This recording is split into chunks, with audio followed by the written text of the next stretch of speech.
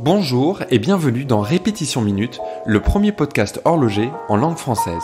Je suis Marc Montagne, passionné d'horlogerie et également fondateur de Toolwatch, l'application qui permet de mesurer la précision de ses montres. Dans ce podcast, je partage mon expérience de l'horlogerie et vais à la rencontre des collectionneurs et personnes qui font cette industrie.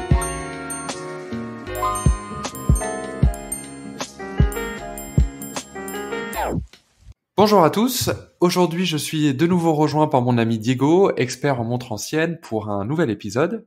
Salut Diego, comment vas-tu? Et salut Marc, et merci de me recevoir à nouveau sur ton podcast, c'est toujours un plaisir. Un plaisir partagé. Alors les dernières fois on avait fait des petites balades dans Genève pour voir des hauts lieux de l'histoire horlogère de la ville. Et puis cette fois-ci on va avoir une discussion, un format un petit peu différent. Déjà parce qu'on est à distance à cause du confinement. Et puis aussi voilà pour ce format de discussion. Le sujet qu'on va traiter aujourd'hui, c'est un sujet on discute souvent de ça ensemble et on s'était dit tiens, ce serait l'occasion de l'enregistrer. Ça serait voilà d'expliquer les différences entre les montres vintage et les montres modernes et pourquoi certaines personnes, je pense que c'est ton cas, vont préférer les montres vintage par rapport à d'autres personnes. Et là, je me reconnais moi un petit peu plus, qui vont avoir un attrait peut-être un peu plus prononcé pour les montres modernes, mais il y a des nuances. Donc j'ai envie de commencer par une première question. C'est toi déjà, qu'est-ce qui t'a attiré vers les montres vintage au point d'en faire ton métier? Écoute, moi, avant toute chose, j'étais attiré par l'histoire qui se dégage derrière les montres. Ouais. Et j'étais tellement passionné d'histoire que moi, au tout début, je m'intéressais aux montres du 15e et 16e siècle. Donc des montres souvent qu'on portait autour du cou, en forme de tulipe, faites en cristal de roche, très primitives. Et c'est amusant parce que quand j'ai commencé vraiment à rentrer dans ce métier de l'horlogerie vintage, je suis arrivé comme un extraterrestre parce que je m'intéressais à des choses auxquelles personne d'autre s'intéressait. Et très vite, j'ai dû rattraper mon retard. Et ce qui m'a plus guidé dans mes choix de montres anciennes, c'est des montres qui avaient une importance historique forte dans leur période. Ok. Alors déjà, j'ai envie de revenir là sur les montres que tu mentionnais. C'était quoi précisément qui t'intéressait là-dedans? Je t'avoue, c'est la première fois que j'entends parler de personnes qui me disent je suis passionné de montres du 16e qui se portent autour du cou, quoi. Alors en fait c'était justement finalement c'est l'exclusivité qu'elles représentaient par rapport à leur époque, parce qu'il faut Ouais. imaginer réussir à miniaturiser une montre qui donnait simplement l'heure grâce à une aiguille qui était absolument pas précise. Mhm. Ça me semblait déjà vraiment un exploit technique impressionnant, mais derrière ça, j'avais remarqué déjà dans certains tableaux des notables qui se faisaient représenter avec ces montres autour du cou. Et je me suis dit, waouh, en fait, ces montres, c'est des vrais symboles de puissance. Ouais. Porter ça, c'était s'acheter. Il y a même pas de comparaison aujourd'hui, mais c'était s'acheter la dernière Tesla, la plus puissante, et de le montrer, et de se pavaner avec. Et Ouais. finalement, c'est ce symbole sociétal qui m'a vraiment impressionné dans ces montres, et c'est de là où j'ai commencé à m'intéresser à ça. Ok. Et alors ensuite tu disais voilà tu t'es intéressé plus aux on va dire les montres poignées plus classiques. C'était quels modèles qui ont attiré ton attention au début? Alors là, on va rentrer dans un autre critère finalement qui est dans l'intérêt, c'est le prix. Donc moi, quand j'ai commencé à m'intéresser, comme j'expliquais, c'est notamment grâce à des rencontres et celle de mon ancien manager, qui j'espère nous écoute aujourd'hui, qui lui était un fan des années 70. Et dans les designs des années 70, on retrouve beaucoup de montres en acier, de forme, Ouais. souvent avec des couleurs très flashy. On va retrouver Ouais. des aiguilles oranges, des cadrans Ouais. bleu ciel, des minuteries orange, bleu, voilà. Et tous ces mélanges là, c'est ça qui m'a attiré. Et en plus, c'était à m'apporter parce que c'était souvent des montres qui se situaient entre 1000 et 3500 €.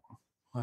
Alors, je vais me faire l'avocat du diable ici, mais je dirais que alors je comprends très bien l'argument du prix, et c'est vrai qu'effectivement, alors on connaît les montres vintage qui vont affoler les ventes aux enchères et qui vont être hors de prix, mais il y a aussi, et c'est ton point, je pense, une offre immense de montres vintage qu'on peut avoir pour des prix même encore inférieurs à ceux que tu mentionnais. Je veux dire, tu peux choper des petites Omega Seamaster vintage pour quelques centaines de francs ou d'euros.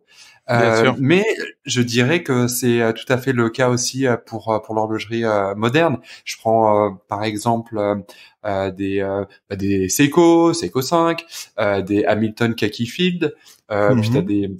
des marques d'entrée de gamme entre guillemets, les types Hamilton, Tissot, Longines, où tu as des produits qui sont intéressants et qui sont abordables, et j'ai envie de dire, pour revenir même à ton premier point, qui peuvent être aussi chargés d'histoire, parce que bah voilà, tu prends une montre, je vais reciter l'Hamilton Khaki Field, tu as le côté montre militaire, etc., et c'est évocateur de toute une époque, quoi. Bien sûr, bien sûr.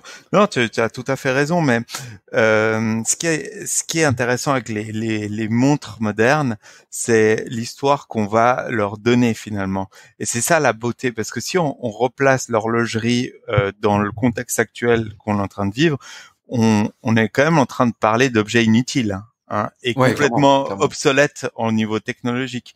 Donc, si aujourd'hui, moi, je dois conseiller quelqu'un qui veut s'acheter une montre moderne versus une montre vintage, j'ai envie de lui dire qu'importe en fait, parce que la belle histoire, c'est celle qu'on va lui donner. Et si on n'a pas d'histoire, parce que moi, je vais avouer, j'ai des achats un peu compulsifs aussi, ben l'histoire qu'elles ont va justifier l'histoire que j'ai pas encore donnée à cette montre. Mm. Je sais pas si Ben, tu m'as ça, suivi dans le ouais, raisonnement. il y a beaucoup d'histoires données à plein d'objets, donc ouais, va falloir voir quelles histoires. Mais blague à part, je vois ce que tu veux dire. Mais tu vois, c'est quelque chose qui moi m'a des fois un petit peu freiné, c'est-à-dire que si c'est pour les montres vintage, alors je dirais un tiers de ma collection ça va être du vintage et puis deux tiers ça va être du moderne.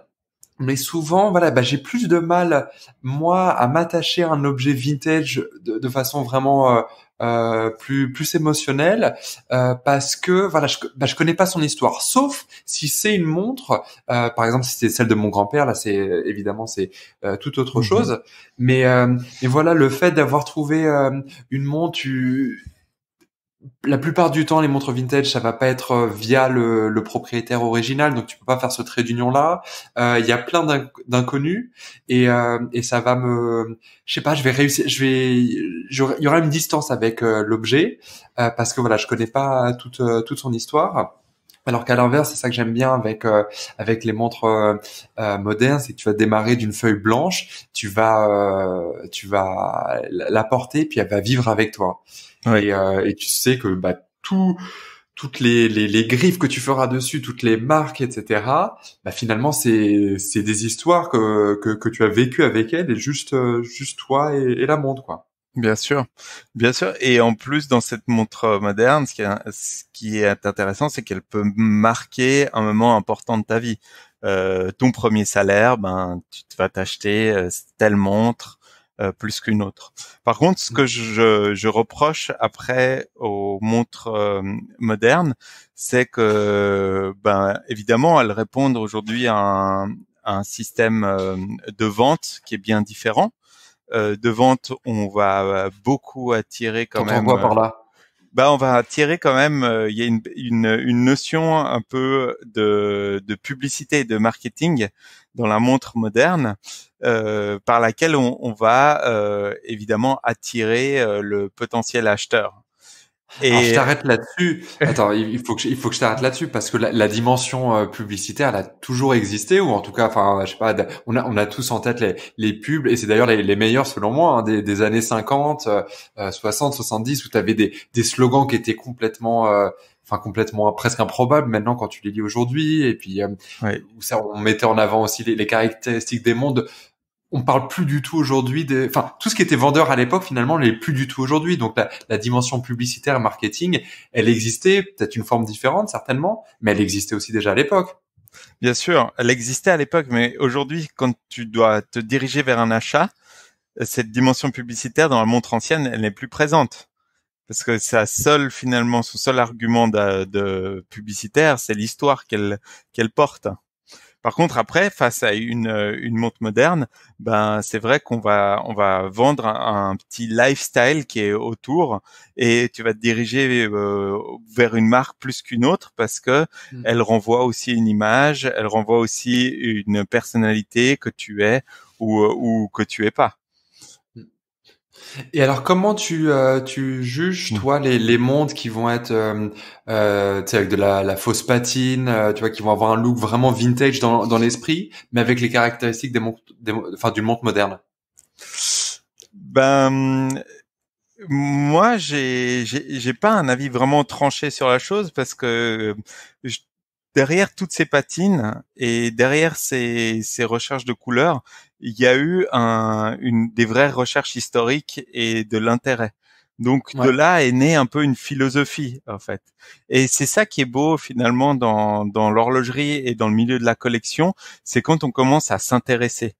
Et s'intéresser, en fait, ça a pas de gamme de prix. S'intéresser, on peut autant se passionner pour des Seiko comme tu mentionnais tout à l'heure, que pour des Casio et être un très bon collectionneur là-dedans, que pour des Patek Philippe ou des Rolex qui aujourd'hui atteignent des prix records. Mais pour revenir et répondre à ta question, ces marques qui aujourd'hui se lancent dans ces réinterprétations, il y a un travail assez joli derrière quand même, c'est qu'elles doivent se replonger dans leurs archives, les comprendre, recomprendre le contexte dans lequel ces montres ont été lancées, et de là, va non seulement renaître un nouveau modèle, mais va aussi renaître une cote du modèle d'origine. Et finalement, tant mieux, parce que en créant un marché moderne, on est en train de soutenir un marché de l'ancien. Enfin, du moins, j'espère que c'est comme ça que ça se passe. Ouais.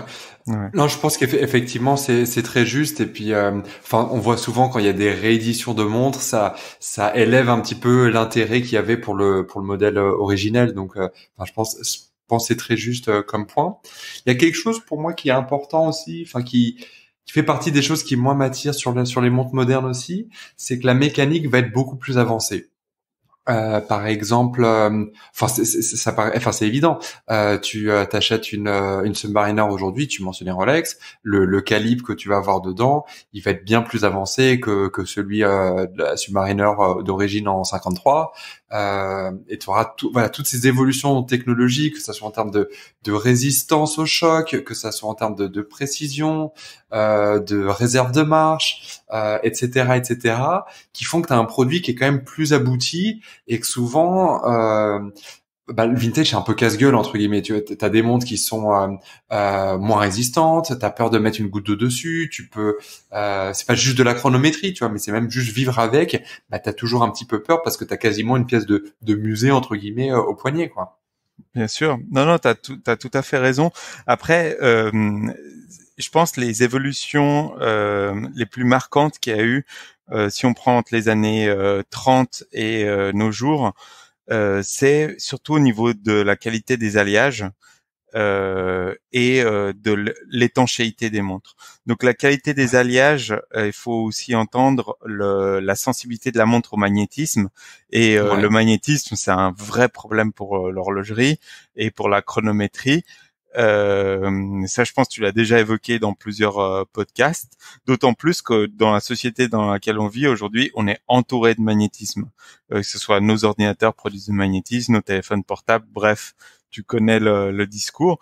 Et c'est vrai que dans les montres modernes aujourd'hui, et l'exemple de Rolex est un très très bon exemple, parce que les recherches sont tellement poussées au niveau des matériaux qu'ils arrivent à avoir des performances aujourd'hui pour des montres produites à grande échelle qui sont presque incomparables.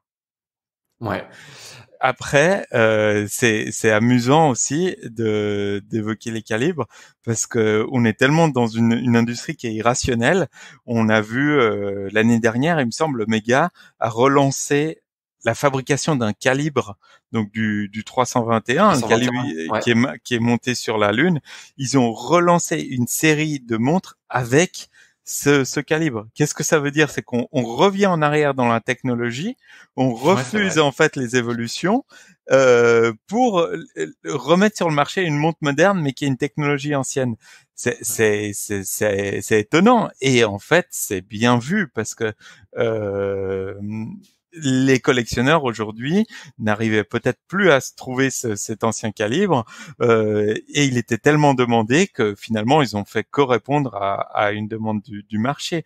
Donc en fait c'est génial ce qui se passe dans cette industrie entre les ponts qui peuvent se faire entre le moderne et le passé. Non, c'est vrai que c'est très intéressant et que cet exemple est lui aussi très intéressant et très marquant.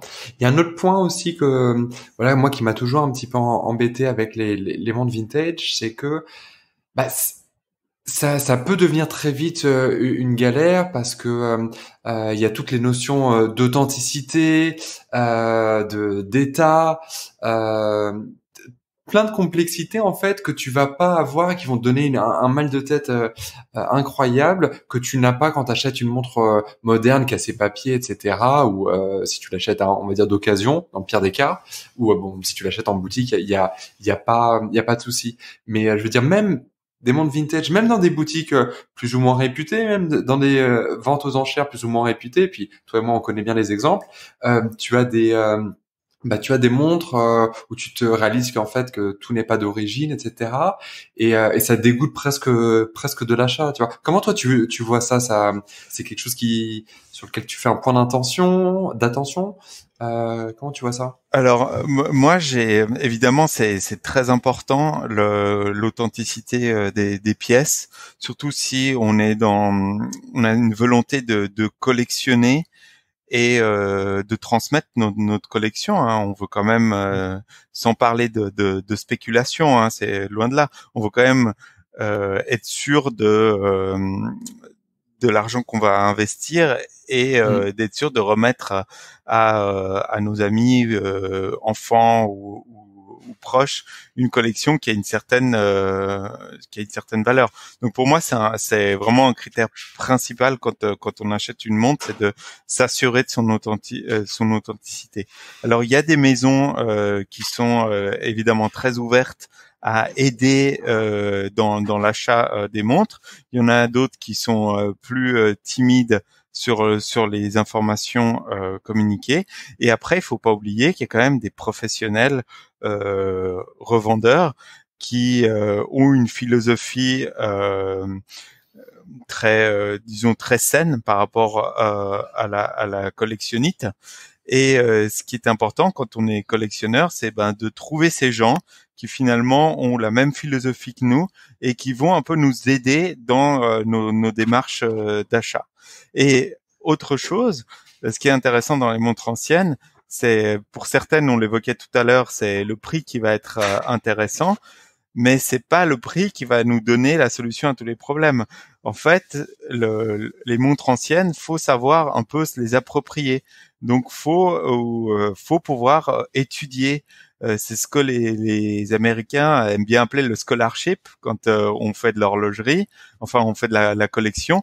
C'est qu'il faut faire ses devoirs finalement. Faut lire, faut écouter des podcasts, faut suivre des blogueurs et autres pour petit à petit se faire sa propre culture horlogère et être capable de juger de ce qui est juste ou pas dans des montres. Donc en fait, c'est autant des relations de confiance que de la culture personnelle qu'il faut avoir quand on veut collectionner de l'ancien. Alors tu fais un point très juste et puis un pont avec une petite histoire plus personnelle parce que j'ai reçu, c'était juste hier en fait, puis je crois que je t'en ai parlé, là ça faisait des mois que je cherchais une Datejust de mon année de naissance et je l'ai finalement reçue des États-Unis hier à Genève, quoi. Et c'est vrai qu'il y avait voilà ce qui m'a plu énormément moi dans cette quête-là, au-delà de la montre qui est iconique, qui est belle, qui est tout ce que tu veux, enfin qui a toutes les qualités qu'on connaît pour ce modèle-là. C'était toute la recherche, c'était de se dire ok voilà, je suis né en 88, quel était le modèle qui était de Datejust qui était fait à cette époque. Et c'est justement intéressant parce que si je dis pas de bêtises, 88 c'était une année de transition, donc tu es à cheval entre deux références de Datejust. Donc déjà tu peux trouver ça. Ensuite là c'est de la Datejust à plein de variantes de cadrans qui existent, de lunettes, d'index, etc. Donc là tu peux t'amuser avec ça. Tu dois aussi et puis t'apprends tout ça justement en faisant ces recherches-là. Tu vois aussi cette histoire de bracelet. Tu fais en sorte de t'assurer que les références du bracelet correspondent bien à l'année de production de ta montre et que c'est pas un bracelet qui a été rapporté après, enfin ou qui a pas de sens par rapport à l'époque. Et c'est vrai que voilà, toute cette dimension un petit peu de recherche, d'apprentissage, c'est quelque chose que tu as que avec le vintage et tu retrouveras pas dans le moderne, quoi. Mais ça demande du travail, de la recherche, et puis je pense qu'il faut avoir un minimum de connaissances ou se faire accompagner parce que sinon tu sais pas sur quoi tu tombes, quoi. Bien sûr. Non, je pense que les deux critères sont importants. C'est autant l'accompagnement, donc finalement la confiance dans l'annonce, parce que soyons honnêtes, hein, je pense que la plupart des montres aujourd'hui se vendent en ligne, des montres anciennes, je dis, parce que des plateformes comme Chrono24, eBay sont des marchés tellement vastes Ouais. qu'il y a beaucoup de transitions qui se font là. Mais après, il y a un aspect un peu jungle. Donc pour survivre dans cette jungle, c'est soit on fait la même démarche que tu as faite, donc finalement on ouvre des livres, on ouvre des pages internet et on se nourrit de cette marque. Et finalement la quête, c'est là où elle devient excitante et intéressante. On va commence à ingurgiter tellement d'informations sur la marque et le modèle qui nous intéresse que le jour où on va le porter, moi j'ai déjà entendu des collectionneurs dire ça, l'excitation est complètement redescendue. Ouais, bien sûr. Bien Et sûr. finalement, c'est l'étape qui est avant qui est plus Ouais, excitante, pardon.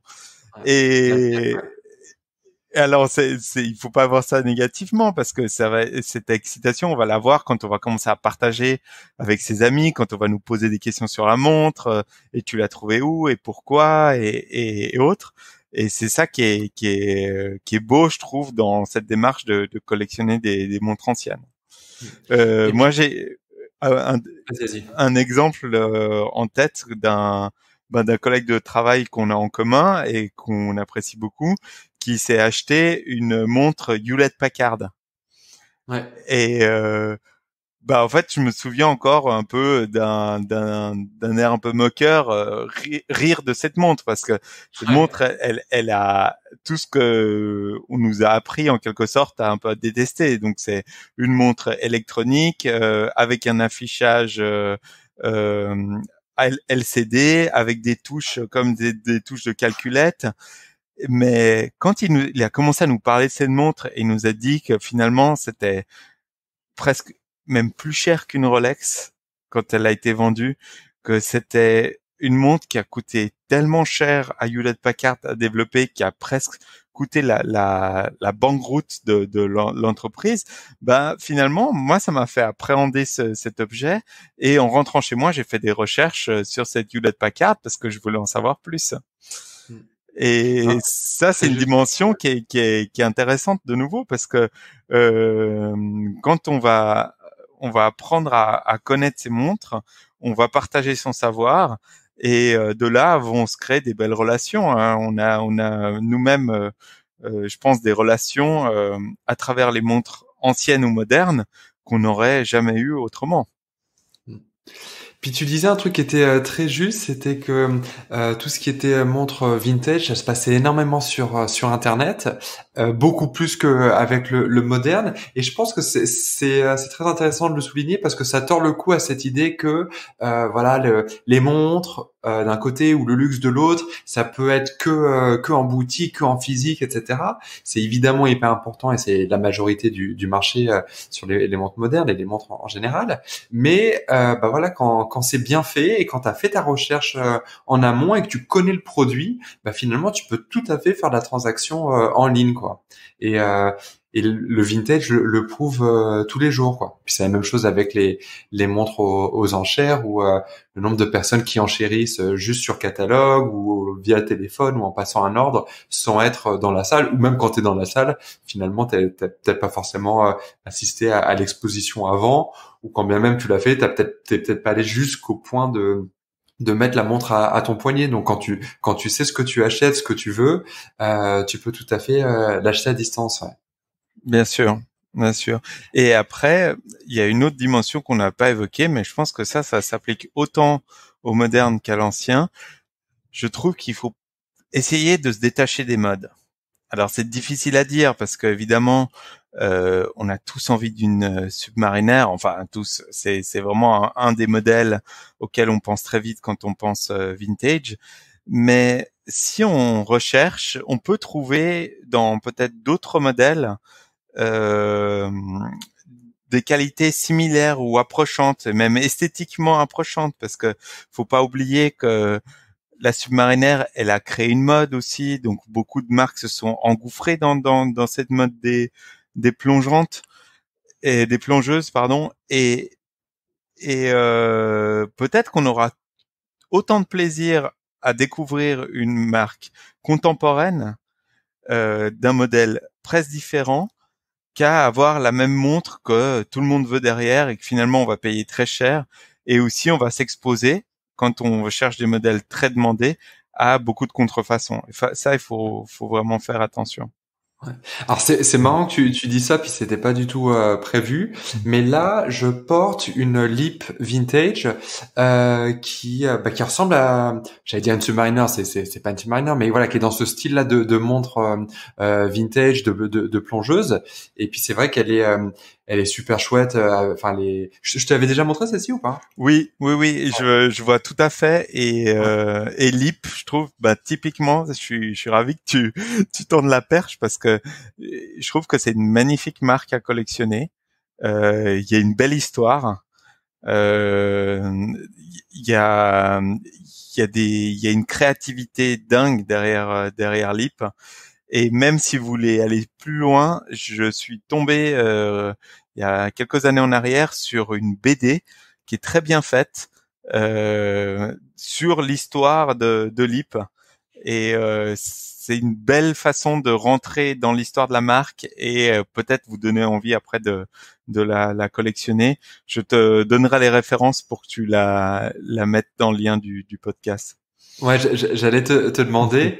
Et alors c'est très juste ce que tu dis parce que cette montre, je l'ai achetée aux enchères. Elle était neuve de stock, années 70, donc c'est une Lip Dauphine. Voilà, une espèce de plongeuse avec la date, un look de plongeuse, une lunette tournante, patine jolie. Et puis voilà, je l'avais acheté, comme je te dis, neuve de stock. Je sais plus exactement combien, je dirais avec les frais, pas plus de 700-800, tu vois. Donc et je l'avais montré à un ami qu'on a en commun qui travaille dans une maison de vente et il me disait bah voilà si ça serait elle est un petit peu petite, elle est 35 mm mais pour mon poignet c'est parfait.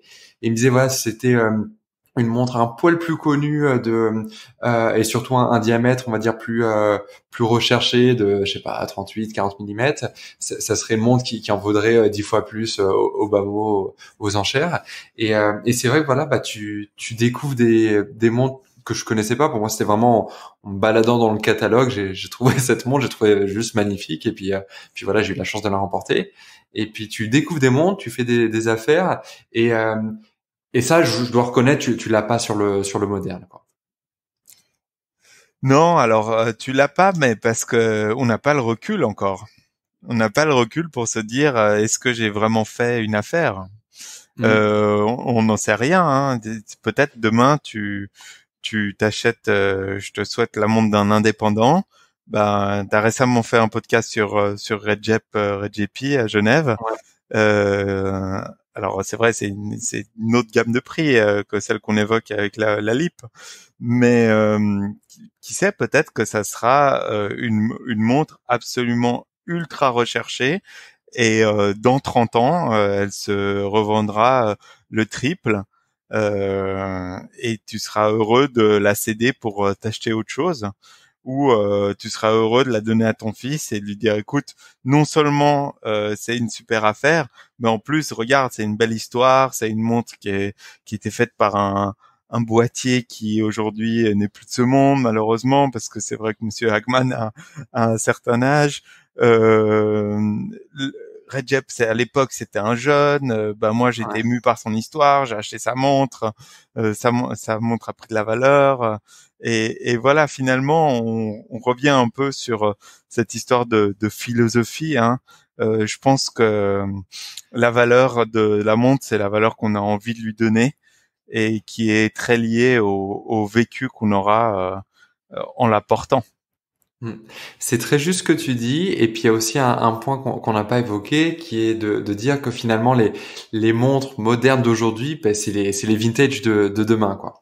Et c'est vrai que bah voilà, quelque chose que je me demande souvent, c'est comment les montres modernes qu'on a aujourd'hui, qu'on porte, comment elles vont vieillir dans le temps, parce qu'il y a toutes ces puis c'est le travail que font les maisons de proposer des innovations qui font que ça dure dans le temps, que ça bouge pas, que voilà, on a des produits très très très fiables. Et je suis curieux de savoir bah, quel look ça va avoir. Est-ce qu'on va réussir à avoir une jolie patine et puis un espèce de charme de l'ancien, comme on l'a aujourd'hui quand on regarde, bah voilà, quand je regarde cette lip que je porte en ce moment, ou comme enfin, la question que je me pose, c'est est-ce qu'on aura cette impression-là, mettons dans 30 ans, quoi.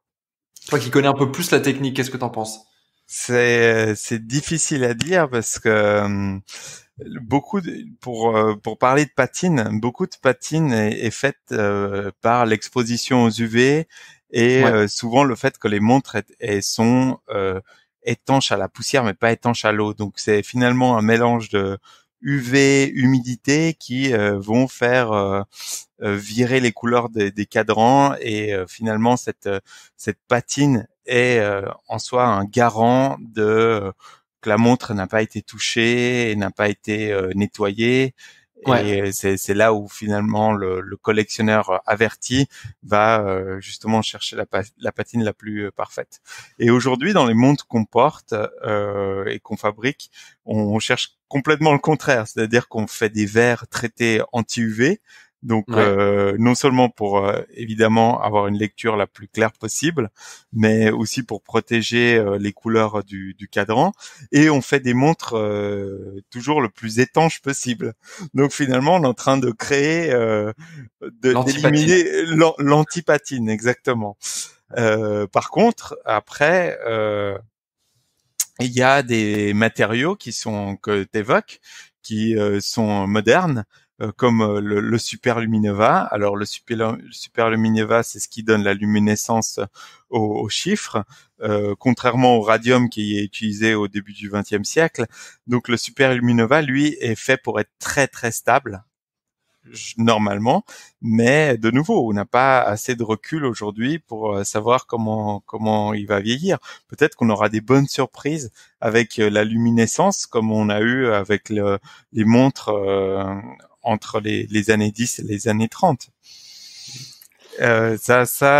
Malheureusement, j'adorerais écouter notre podcast dans 20 ans et, et te donner la solution.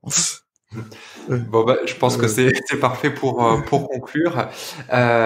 Diego, je te remercie à nouveau là pour cet échange, et puis je te dis à bientôt pour un prochain épisode, une nouvelle discussion, et puis à dans 20 ans pour réécouter cet épisode, cette fois-ci sorti du confinement. Bah Merci, écoute, compte sur moi. Merci. à bientôt, salut. Ciao. Merci d'avoir suivi ce podcast. Vous pourrez retrouver les notes de cet épisode sur répétitionminute.com. Vous pouvez également vous abonner au podcast Répétition Minute sur Apple Podcast, Spotify ou autre plateforme et laisser un avis sur iTunes si le podcast vous a plu. N'hésitez pas à partager ce podcast avec vos amis. C'est un joli cadeau et ça coûte moins cher qu'offrir une montre. Merci et à bientôt.